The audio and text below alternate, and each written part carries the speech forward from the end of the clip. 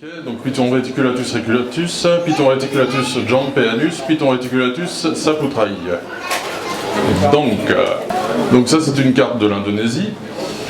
Donc Python reticulatus reticulatus, on le trouve sur tout le sud-est de l'Asie. Donc on a la Thaïlande, le Cambodge, le Vietnam. Un peu plus haut, qui n'est pas dessus, il y a le Laos, la Birmanie, le Bangladesh qui devrait se trouver par là.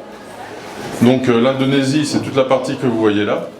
Donc les grandes îles de la sonde, Sumatra, Kalimantan. Kalimantan, c'est Bornéo, ça vous parlera peut-être plus. La grande île de Java. Ça, ce sont les petites îles de la sonde, donc Bali, Flores, Lombok et tout ça. Pour ceux qui partent en vacances là-bas, ça devrait vous dire quelque chose. Et une zone qui est super intéressante, surtout pour tous les fantasmes par rapport aux serpents, c'est Sulawesi, qu'on appelle aussi les célèbres. Et aussi les Philippines. C'est les seuls endroits au monde où on a vraiment des serpents qui mangent des humains. Donc les seuls qu'on est sûr qui mangent des humains, ce sont les pythons réticulés. Les anacondas, on n'en a aucune preuve, les pythons de Birmanie non plus. Par contre, les pythons réticulés, jusqu'à récemment, on pensait qu'il y avait 1 ou 2 victimes par an. Et en fait, en 2011, ils ont fait une étude qui montre que ce serait plutôt une trentaine de victimes. Ça, c'est un gros plan sur l'île des Célèbres, Sulawesi. Donc, on a cette sous-espèce particulière qui s'appelle Python reticulatus saputrai, qui habite au sud-ouest de Sulawesi, et sur une petite île ici qui s'appelle Seleia, qui me tient beaucoup à cœur parce que ça, c'est une localité que j'ai à la maison et que je reproduis chaque année. Voilà. Donc, ensuite, on a une sous-espèce naine, Python reticulatus jampeanus. Donc là, on est au sud de cette île que je vous ai montrée avant. Pour vous situer, là, il y a l'île de Timor, Bali, c'est dans le... Voilà, Bali, c'est ici.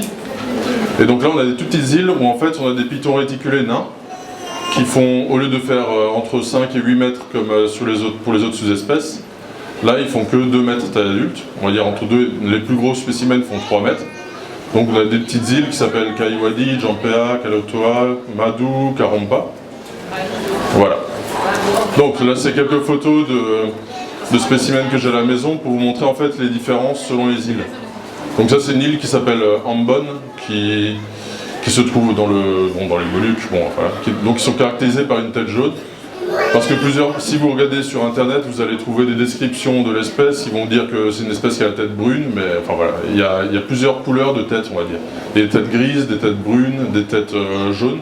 Donc sur l'île de Ambon, ils ont vraiment fortement la tête jaune, avec, donc on appelle cette espèce python réticulé parce que les réticulés, ça vient de réseaux, en fait, parce que leurs motifs dorsaux font des réseaux.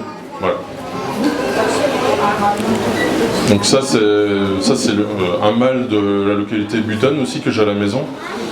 Donc ça fait partie des mangeurs d'hommes, on va dire. Ça c'est vraiment une espèce, une localité particulière. Et donc là j'ai un mâle à la maison qui fait, celui-là fait 3,5 mètres environ, et une femelle qui approche les 6 mètres. Donc cette année je vais les mettre ensemble, on va voir ce que ça va donner. Voilà.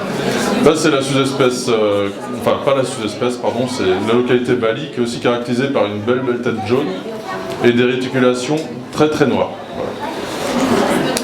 Ça c'est des bébés que j'ai eu cette année, des bébés de la localité Bornéo. Donc les bébés quand ils naissent ils font environ 50-60 cm pour les sous-espèces les plus grandes. Pour la petite sous-espèce Jampeanus, ils font environ 30 cm. Voilà. Donc vous pouvez remarquer les jolis yeux orange. Pardon? Non, c'est pas les mêmes. C'est pas les mêmes. Désolé. Ce qui est aussi de remarquable que vous voyez sur la photo là, ils ont des pupilles, des fentes verticales. Ce qui montre que ce sont des animaux à tendance nocturne. Tandis que chez les couleuvres, vous aurez des pupilles rondes. Ça c'est un mâle qui vient de l'île de Sumatra. Bon, il n'est pas tout à fait caractéristique parce qu'en fait il a une particularité génétique, c'est un albinos. Voilà, donc c'est une forme particulière d'albinos qui a quand même un peu de noir, de pigmentation noire.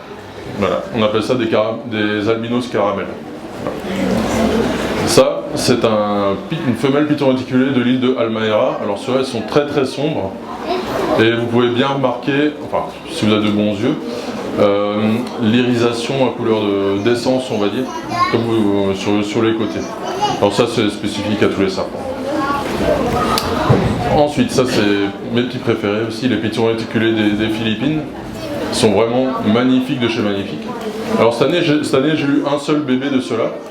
Bon, c'est le seul bébé né en captivité au monde là. Et ils sont vraiment très difficiles à maintenir, on va dire, parce que tous les spécimens qu'on a en captivité sont très agressifs.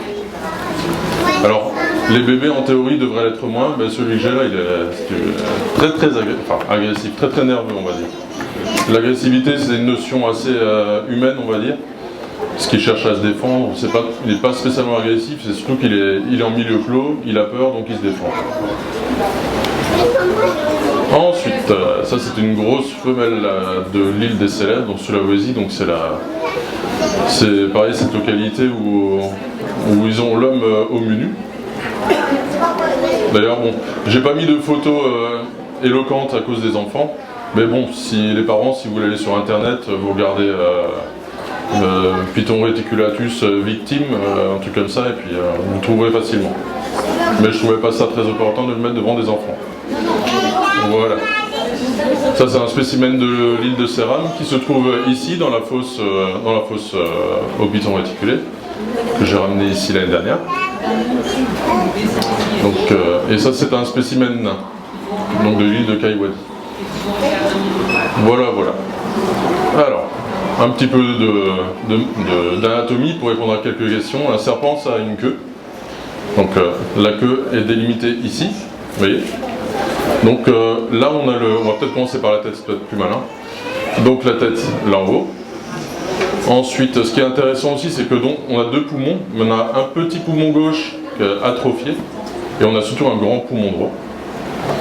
Ensuite là liver c'est le foie, vous avez le foie, ensuite là vous avez les intestins avec l'estomac qui se trouve par ici.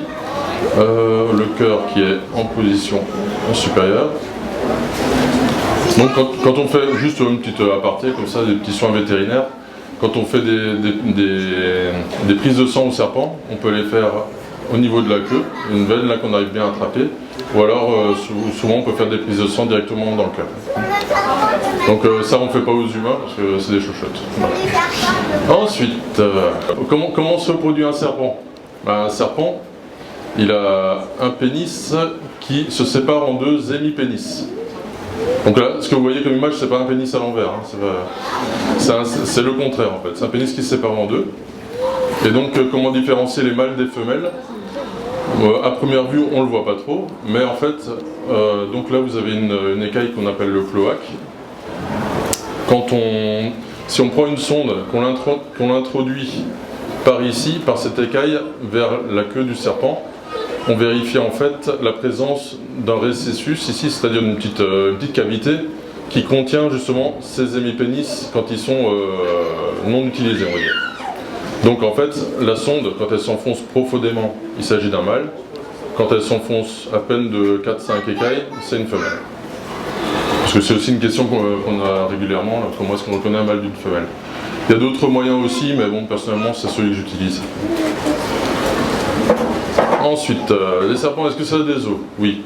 Alors, python réticulé ont beaucoup d'os. Beaucoup de vertèbres. Bon, j'ai pas mis tout le squelette parce que voilà. Ce qui est aussi très intéressant, donc ils n'ont pas de venin, hein. Donc, par contre ils ont beaucoup de dents. Donc vous voyez, ce sont des dents qui sont recourbées vers l'arrière pour bien agripper les proies. Donc si jamais ça vous arrive, bon ça m'étonnerait, mais si vous faites mordre par un python réticulé, s'il lâche pas, il ne faut pas tirer vers l'arrière, parce que là vous allez aggraver la blessure. Vaut mieux attendre que c'est lui qui décide de vous lâcher en se rendant compte qu'il a fait une erreur. Donc une autre petite vue, ah bah non, je n'ai pas l'autre vue. En fait ce qu'on voit pas trop sur la photo, c'est qu'en sous la mâchoire supérieure, on n'a pas deux rangées de dents, mais on en a quatre. Il y a une rangée de dents de chaque côté, et au milieu on a deux rangées de dents médianes. Donc en tout on a environ une centaine de dents. A savoir que chez les très grands spécimens, chaque dent fait environ, on va dire 2-3 cm. Au niveau des vertèbres, on a environ 300-400 vertèbres. avec à chaque fois la paire de côtes qui correspond. Voilà. Alors pendant que les dents circulent, on va juste regarder quelques petits spécimens, enfin quelques spécimens records, on va dire. Donc ça, on entend souvent beaucoup de fantasmes par rapport à leur taille. Donc pour la sous-espèce la plus commune, c'est-à-dire Python reticulatus reticulatus, les grosses femelles font entre, on va dire, 5 mètres et 8 mètres pour les très gros spécimens. On a parlé de spécimens de 9-10 mètres, mais il n'y a rien qui est avéré, donc on va rester sur ce qu'on connaît. Donc ça, c'est une grosse femelle qui est au zoo de Pittsburgh, aux États-Unis, qui mesurait 8,50 mètres et qui pesait dans les 150 kg. Ça, c'est vraiment les mensurations maximales qu'on connaisse. Donc c'est déjà pas mal, quoi. Bon, celle-là, elle est un petit peu surnourrie, on va dire, elle est un petit peu balèze. On voit que c'est pas un animal sauvage, mais un animal de captivité. Ensuite, ça c'est un spécimen par contre dans la nature. Bon, celui-là malheureusement n'est plus vivant. Donc j'ai pas d'informations précises sur la photo, mais normalement je pense qu'il vient de Bornéo. Parce qu'il y a une tribu là-bas qui s'appelle les Ayaks. Et voilà, donc des fois on tombe sur des spécimens énormes dans la nature, quoi. Ouais, ça fait à manger. Donc dans la nature, des fois ils sont tués pour nourrir la population, ou souvent ils sont tués aussi par peur, quoi.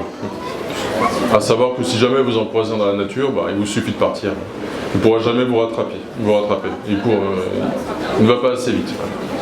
Mais bon, ce sont des chasseurs qui utilisent la méthode de l'embuscade, donc normalement ils ne poursuivent pas leur proie. Alors ça, c'est aussi un énorme spécimen qui vient de l'île de Céram. Alors ça, j'ai mis cette photo, celle-là normalement vous ne la trouverez pas sur le net. Ça, c'est une photo personnelle, c'est un ami à moi qui fait des importations en fait, et qui m'a fait venir un bébé de cette femelle. À la maison, j'ai un petit mâle là qui provient de cette femelle. Donc souvent en fait, à l'époque, quand ils trouvaient des gros serpents comme ça, ils les tuaient. Maintenant en fait, quand ils les récupèrent, souvent les femelles sont pleines. Ils récupèrent les œufs et donc souvent ils passent par l'intermédiaire de fermes d'élevage qui sont là-bas pour les exporter. Ça leur fait un petit pécule à eux. Nous, ça nous évite de prélever des animaux sauvages, on va dire. Ce sont des bébés la mère est sauvage, mais les bébés sont nés en captivité. Et c'est aussi beaucoup plus simple pour eux, quoi. Et après, ils gardent les œufs et puis ils les font incuber. Si vous avez des questions aussi... En fait, oui. Les personnes les mangent, c'est bon. Comment ça, c'est bon d'un point de vue éthique ou d'un point de vue gustatif? Non, mais je veux dire, c'est pas une habitude de manger les serpents dans ces régions-là. Si. Ah oui, si, c'est des gens, voilà, des tribus, des chasseurs. Et même sur des marchés, mon ami tchèque là m'a envoyé des photos où justement sur les célèbres, on trouve dans les supermarchés des tranches. Voilà, comme des... Ouais, bon, c'est dans les us. Ouais. Oui.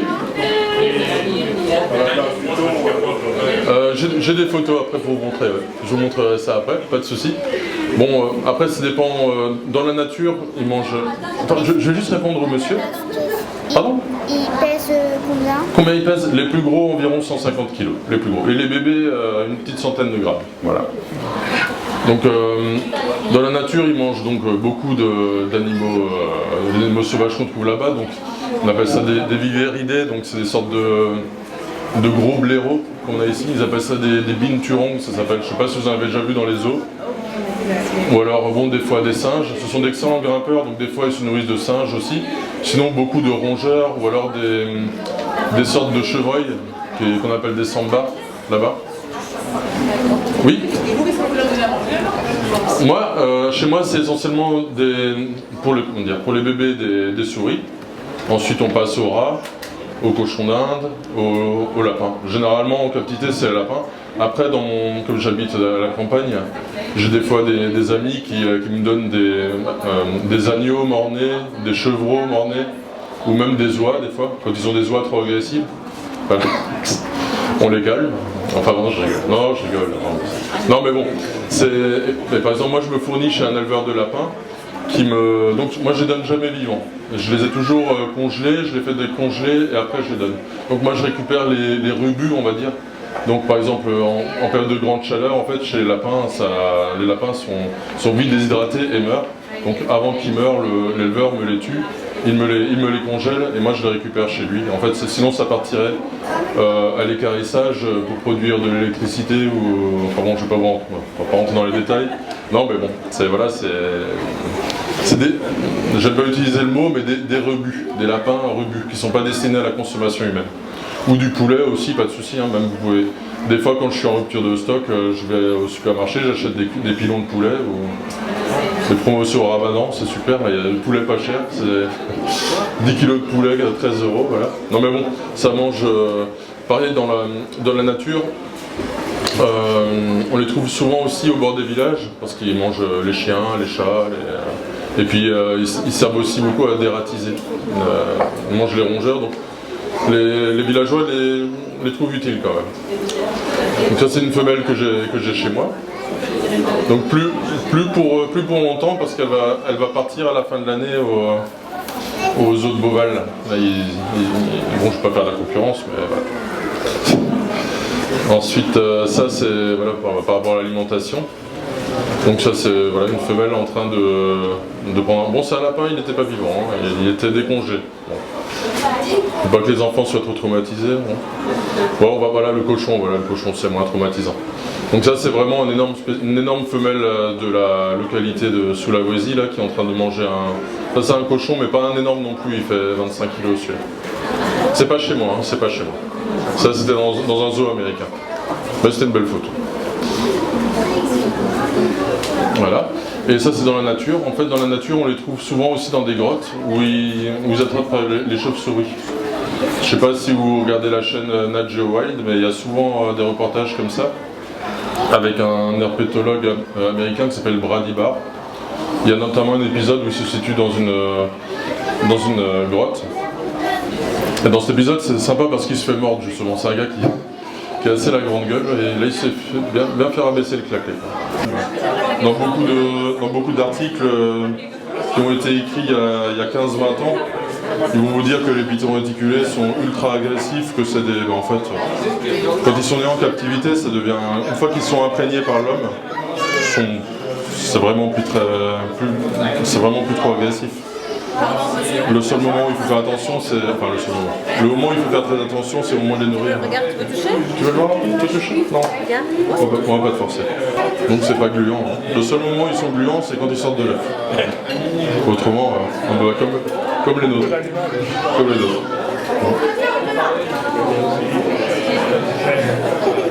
Là, on a le cloaque. Je sais pas si vous voyez. Vous voyez la partie blanche, il y a la séparation entre la partie noire et la partie blanche. C'est là où on a le cloaque, c'est là où on a les organes reproducteurs vers la queue et l'appareil excréteur qui est plutôt en position ventrale. Mettre une sonde dedans, ça... Oui. Ah bah ils aiment pas. Hein. Quand on les sonde, généralement il faut leur tenir la tête sinon ils vous mordent. Bon après c'est sûr, c'est pas... Bon, on prend des sondes très fines hein, pour les bébés. Et bon, ce qu'on peut faire aussi, c'est... Et à quel âge on peut savoir si c'est un mâle ou une femelle alors? Oh, bah dès la naissance. C'est une espèce qui est quand même assez grande quand elle sort de l'œuf. Des fois, il y a des bébés qui font quasiment cette taille-là. Donc on peut le faire dès la naissance.